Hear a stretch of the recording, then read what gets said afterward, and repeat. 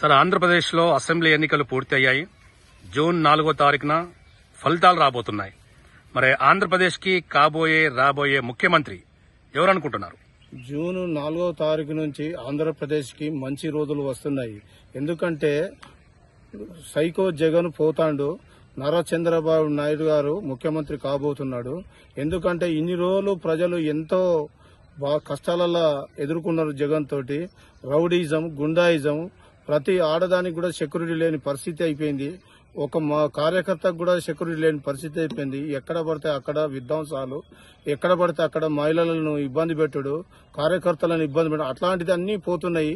Psycho Jagan పోయి ఈ రోజు ఆంధ్రప్రదేశ్ లో మంచి రోజు రాబోతున్నది. జూన్ 4వ తారీఖు నుంచి చంద్రబాబు నాయుడు ముఖ్యమంత్రి అయిన తర్వాత ప్రజల్లో ఎంతో ఆనందంగా ఉంటారో ప్రజలు కూడా చూస్తారు. చూడండి, నారా చంద్రబాబు నాయుడు గొప్పతనము. రేపు మళ్లీ నీళ్లు గాని, నదులు గాని అన్ని వస్తాయి. ఇలా ఎక్కడ చూసినా కూడా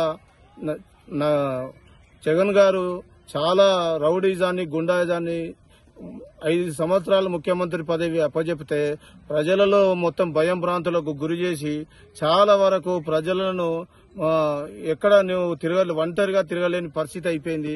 ఇంత ఘోరమైన పరిస్థితి ఏ ముఖ్యమంత్రి కూడా చేయలేదు. కానీ సైకో ముఖ్యమంత్రి జగన్ గారు మాత్రం వచ్చి ఇటు తల్లికి సపోర్ట్ చేయడు, చెల్లెకు సపోర్ట్ చేయకుండా ఇటు కనీసానికి ప్రజలకు సహాయం చేయడు.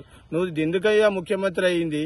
కనీసానికి ప్రజలను ఉద్ధరించవు, చెల్లెని ఉద్ధరించవు, తల్లిని ఉద్ధరించని జీవితం నీకెందుకు? ఏం పట్టుకపోతావు? నువ్వు పోయే రోజు ఏం పట్టుకపోవు? ఈ పాపం తాకి నువ్వు తప్పనిసరి కలిసిపోతావు. జూన్ 4వ తారీఖు రోజు నీది జీవితం క్లోజ్ అయిపోతుంది.